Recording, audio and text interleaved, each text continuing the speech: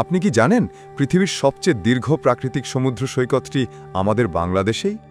কক্সবাজারের এই ১২০ কিলোমিটার দীর্ঘ সৈকত শুধু দৈর্ঘ্যের দিক থেকেই নয়, তার নান্দনিক সৌন্দর্য, প্রাণবৈচিত্র্য ও পর্যটক বান্ধব পরিবেশের জন্য বিশ্বজুড়ে খ্যাত। প্রতি বছর বিশ্বের নানা প্রান্ত থেকে লাখ লাখ মানুষ ছুটে আসে এই অপার সৌন্দর্য দেখতে। কক্সবাজারের গভীর সাগরে রয়েছে এমন কিছু প্রবাল ও সামুদ্রিক প্রাণীর অস্তিত্ব যেগুলো এখনও বিজ্ঞানের কাছেও এক রহস্য। আর এই কক্সবাজারেই রয়েছে বাংলাদেশ নেভির গোপন পর্যবেক্ষণ পোস্ট, যেটা পাহাড়ের গায়ে এমনভাবে মিশে আছে যে দূর থেকে বোঝা যায় না। এইসব কৌতূহল আর সৌন্দর্যের টানেই শুরু হয়েছিল আমাদের এবারের ভ্রমণ। তাহলে চলুন আর কথা না বাড়িয়ে কক্সবাজারের আনন্দ ভ্রমণ একদম প্রথম থেকে শুরু করা যাক। আমাদের যাত্রা শুরু হয় ঢাকার কমলাপুর রেলওয়ে স্টেশন থেকে। অবশ্য ৯ দিন আগেই অনলাইনে কেটে রেখেছিলাম ট্রেনের টিকিট। যেহেতু এখন কক্সবাজার রুটের চাহিদা খুব বেশি, তাই একসাথে পুরো দলের টিকিট না পেলে সমস্যায় পড়তে হয়। যাই হোক, আমরা নির্দিষ্ট সময়ের ভেতরেই স্টেশনে পৌঁছে গেলাম। আর হ্যাঁ, টিকিট এবং খরচ সংক্রান্ত বিষয় থাকছে ভিডিওটির ডেসক্রিপশন বক্সে। ট্রেনটিও তার সঠিক সময়ে ঢাকা থেকে কক্সবাজারের উদ্দেশ্যে যাত্রা শুরু করে। যাই হোক, কখনো ট্রেনের জানালা, আবার কখনো দরজায় দাঁড়িয়ে প্রকৃতির মায়াময় রূপ দেখছিলাম আর গভীরভাবে উপভোগ করার চেষ্টা করছিলাম। কক্সবাজারের প্রথম ট্রেন ভ্রমণের প্রকৃত সুখটা মনে হয় এখানেই পেয়ে গেলাম। ভেবেছিলাম এত দীর্ঘ ট্রেন ভ্রমণ হয়তো বিরক্তির কারণ হয়ে দাঁড়াবে, কিন্তু সত্যি বলতে প্রকৃতির রূপ দেখতে দেখতে কখন যে কক্সবাজারে পৌঁছে গেলাম টেরই পেলাম না। যাই হোক, নির্দিষ্ট সময়ে আমরা পৌঁছে গেলাম কক্সবাজারের আধুনিক ও মনোমুগ্ধকর ঝিনুক রেলওয়ে স্টেশনে। বাংলাদেশের অন্যতম সুন্দর রেলওয়ে স্টেশন এটি। ঝিনুকের আকৃতিতে তৈরি এই স্টেশনটি স্থাপত্যশৈলীর এক দুর্দান্ত উদাহরণ। প্রায় ২১৫ কোটি টাকা ব্যয়ে নির্মিত এই রেলওয়ে স্টেশনটি পুরোপুরি পর্যটক বান্ধব। এখানে রয়েছে আধুনিক lift, escalator, digital display board এবং একাধিক প্ল্যাটফর্ম, যা প্রথমবার দেখলে যে কাউকেই মুগ্ধ করে।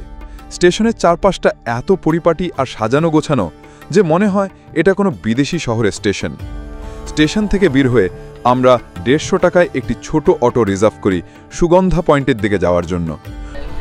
তো বন্ধুরা, এই মুহূর্তে আমি আছি কক্সবাজার যে আকর্ষণীয় যেই রেল স্টেশনটি, ঝিনুক রেল স্টেশনের সামনে। তো এইখান থেকে আমরা ১৫০ টাকা দিয়ে একটি ছোট মিনি একটা অটো কিন্তু আমরা রিজার্ভ নিচ্ছি সেই কক্সবাজার পর্যন্ত। তো আপনারা যদি এখান থেকে যেতে চান এরকমই লাগে আর কি, ১৫০, ১৬০ বা ১৪০ এরকম টাকা লাগে আর কি। তো দেখেন যে এখানকার ভিউটা কিন্তু অসাধারণ। এটার যে পরিবেশটা আসলে আকর্ষণ করার মতো, খুবই সুন্দর, খুবই মনোমুগ্ধকর। রাস্তাঘাট একদম ফ্রেশ।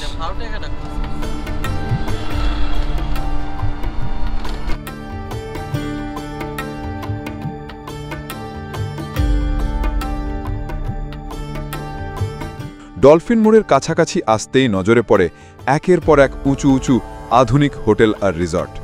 একসময় কক্সবাজারে এত বিলাসবহুল হোটেল ছিল না। এখন যেন পুরো শহরটাই এক ঝকমকে পর্যটন শহরে রূপ নিয়েছে। আমি এর আগেও বেশ কয়েকবার কক্সবাজারে এসেছি, কিন্তু সত্যি বলতে কক্সবাজার কখনোই পুরনো লাগে না। বরং প্রতিবারই মনে হয় আমি নতুন করে এই জায়গাটিকে আবিষ্কার করছি। নতুন নতুন খাবারের দোকান, ক্যাফে, রাস্তার ভাজাভুজি, বিচের পাশে নানা রকম জিনিস, সব কিছুতেই নতুন একটা অভিজ্ঞতা। কক্সবাজারে আপনি ১,০০০ থেকে ৩,০০০ টাকার মধ্যে ভালো মানের হোটেল পেয়ে যাবেন। তবে যদি আপনি ১,০০০ টাকার কাছাকাছি বাজেটে থাকতে চান, তাহলে অবশ্যই ভালোভাবে খোঁজ করতে হবে। তবে একটা কথা খুব জরুরি, কম দামে হোটেল পাওয়ার আশায় বিচ থেকে অনেক দূরে যেন কখনোই হোটেল না নেন।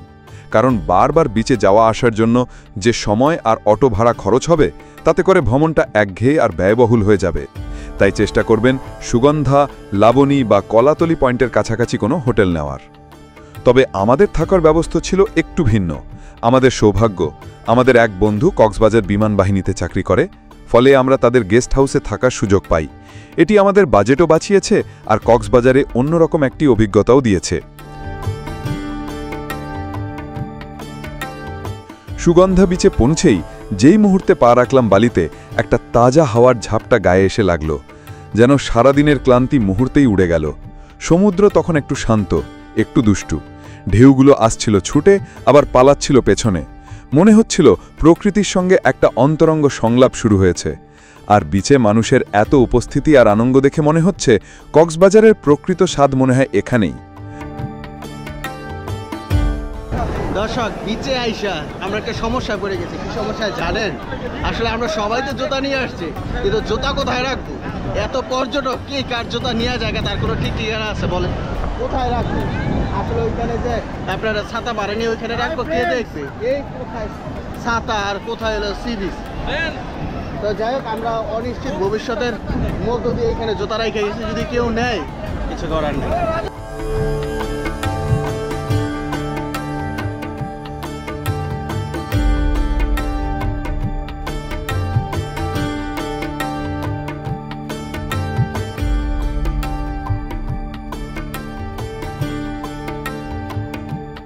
তবে কক্সবাজারে এবারের ভ্রমণটা ব্যতিক্রমভাবে উপভোগ করার ইচ্ছে ছিল, আর সেই কারণেই মিশে গেলাম কক্সবাজারের এসব স্থানীয় বাচ্চাদের সাথে।